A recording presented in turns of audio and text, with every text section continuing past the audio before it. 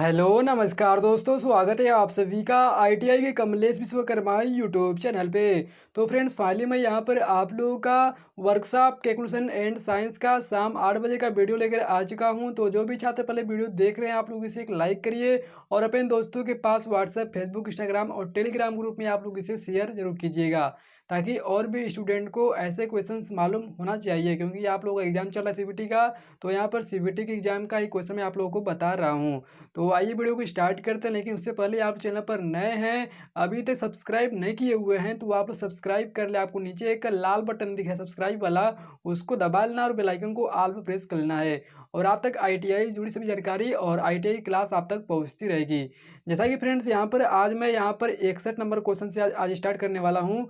और 1 से लेकर 60 तक क्वेश्चन का आंसर आपको मेरे चैनल पर वीडियो मिल जाएगा। आप लोग प्लेलिस्ट चेक कर लीजिए, वहाँ पर ट्रेड थ्योरी, एम्प्लॉयबिलिटीज़ की वर्कशॉप, कैलकुलेशन एंड साइंस का वहाँ पर वीडियो अपलोड किया गया है। आप लोग वहाँ से प्लेलिस्ट में जाकर चेक कर सकते हैं। तो यहाँ पर देखिए, आप लोगों का 61 नंबर क्वेश्चन जो दिया गया है, तेल स्प्रिट का अपेक्षित घनत्व द्वारा मापा जाता है। तो आपकी ऑप्शन ए है बैरोमीटर, बी है सिस्मोग्राफ, और सी है हाइड्रोमीटर, और डी है इनमें से कोई नहीं। तो फ्रेंड्स, यहाँ पर जो आपका फर्स्ट क्वेश्चन का आंसर होता है वो आपका यहाँ पर सी ऑप्शन जो है आपका हाइड्रोमीटर बिल्कुल राइट आंसर है। यानी आपका जो तेल व स्प्रिट का अपेक्षित घनत्व जो है वो आपका हाइड्रोमीटर से मापा जाता है। तो इसलिए आपका सी ऑप्शन बिल्कुल राइट आंसर होता है। अब यहाँ पर का 62 नंबर दिया गया क्वेश्चन, रिक्त स्थान का दूसरा नाम द्रव्यमापी है। ठीक है, यानी यहाँ पर जो आपका नाम है उसका नाम द्रव्यमापी है। तो यहाँ पर आपके ऑप्शन ए है बैरोमीटर, बी है सिस्मोग्राफ, सी है हाइड्रोमीटर, और डी है इनमें से कोई नहीं। तो फ्रेंड्स, आपके सामने ये आंसर दिख रहा है, फटाफट इसका आंसर मार दीजिए। तो यहाँ पर आपका 62 नंबर क्वेश्चन का जो आंसर है, हाइड्रोमीटर का नाम द्रव्यमापी होता है। तो इसलिए यहाँ पर जो आपका सी ऑप्शन है बिल्कुल राइट आंसर है। अब यहाँ पर आपका 63 नंबर क्वेश्चन दिया गया है, वेरी मोस्ट इंपॉर्टेंट है। बर्फ का टुकड़ा जब पिघलता है तो उसका आयतन है। ए ऑप्शन है बढ़ता है, बी है घटता है, सी है कुछ नहीं होता, डी है उपर्युक्त सभी। तो फ्रेंड्स, यहाँ पर आपका जो आंसर है बी घटता है। ठीक है, बर्फ का टुकड़ा जैसे जैसे आपका पिघलता है उसका आयतन क्या होता है, घटता है। इसलिए आपका बी ऑप्शन बिल्कुल राइट है। अब यहाँ पर 64 नंबर क्वेश्चन दिया गया है, निश्चित दिशा में वस्तु के स्थिति परिवर्तन की दर को कहा जाता है। तो आपके ऑप्शन ए है विराम, बी है गति, सी है वेग, डी है त्वरण। तो फ्रेंड्स, यहाँ पर आपका जो निश्चित दिशा के वस्तु के स्थिति परिवर्तन की दर को कहता है वो यहाँ पर आपका सी ऑप्शन वेग, ठीक है, बिल्कुल राइट आंसर है, वेग कहते हैं। अब यहाँ पर आपका 65 नंबर क्वेश्चन दिया गया है, जो कि ऐसा सर्किट जिसमें पॉजिटिव और नेगेटिव जुड़ जाएं उसे कहते हैं। ठीक है, ऐसा सर्किट जिसमें पॉजिटिव और नेगेटिव जुड़ जाए उसे क्या कहते हैं, वही आपको बताना। तो आप लोग इसका अगर आंसर जानते हैं तो आप लोग इसका आंसर कमेंट में करिए। ठीक है, इसका ऑप्शन नहीं है। तो यहाँ पर जो आपका ऐसा सर्किट जिसमें पॉजिटिव और नेगेटिव जुड़ जाए वह शॉर्ट सर्किट होता है। अब यहाँ पर का 66 नंबर क्वेश्चन दिया गया है, वेग में परिवर्तन की दर को कहा जाता है। तो आपकी ऑप्शन ए है गति, बी है चाल, सी है वेग, और डी है त्वरण। तो फ्रेंड्स, यहाँ पर आपका जो आंसर है डी, आपका वेग परिवर्तन की दर को त्वरण कहते हैं। बिल्कुल राइट आंसर डी होता है। अब यहाँ पर आपका 67 नंबर क्वेश्चन दिया गया है, जब किसी बंदूक की गोली चलाई जाती है तो बंदूक समान वेग से विपरीत दिशा में बल लगती है। यह न्यूटन के गति का कौन सा नियम कहलाता है। तो आपके ऑप्शन ए है पहला नियम, बी है दूसरा नियम, सी है तीसरा नियम, और डी है चौथा नियम। तो यहाँ पर जो आपका आंसर है सी, ठीक है, तीसरा नियम आपका इस पे लागू होता है। इसलिए आपका सी ऑप्शन बिल्कुल राइट आंसर है।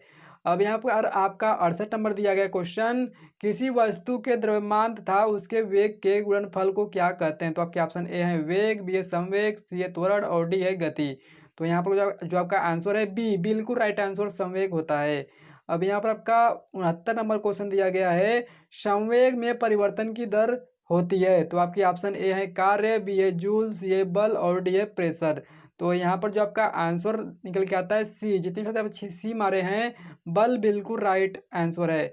अब यहाँ पर आपका 70 नंबर क्वेश्चन दिया गया है, किसी पिंड का भार अधिकतम होगा। तो आपके ऑप्शन है ए है पृथ्वी के केंद्र पर, बी है पृथ्वी के ध्रुवों पर, सी है पृथ्वी के भूमध्य, और डी है चंद्रमा पर। तो आपका आंसर जो है यहाँ पर बी, पृथ्वी के ध्रुवों पर, बिल्कुल राइट आंसर है। अब यहाँ पर आपका 71 नंबर क्वेश्चन है, वेरी मोस्ट इम्पॉर्टेंट है। तो यहाँ पर देखिए 1 न्यूटन बराबर कितने डाइन होते हैं वही आपको बताना है। तो आपके ऑप्शन ए है 120 डाइन, बी है 100 डाइन और सी है 105 डाइन और डी है 141 डाइन। तो यहाँ पर जो आपका आंसर निकल के आता है, यहाँ पर सी ऑप्शन 105 डाइन बिल्कुल राइट आंसर है। अब यहाँ पर आपका 72 नंबर क्वेश्चन दिया गया है, वेग के घटने की दर को कहते हैं। तो आपके ऑप्शन ए है त्वरण, बी है वेग, सी है मंदन और डी है जूल।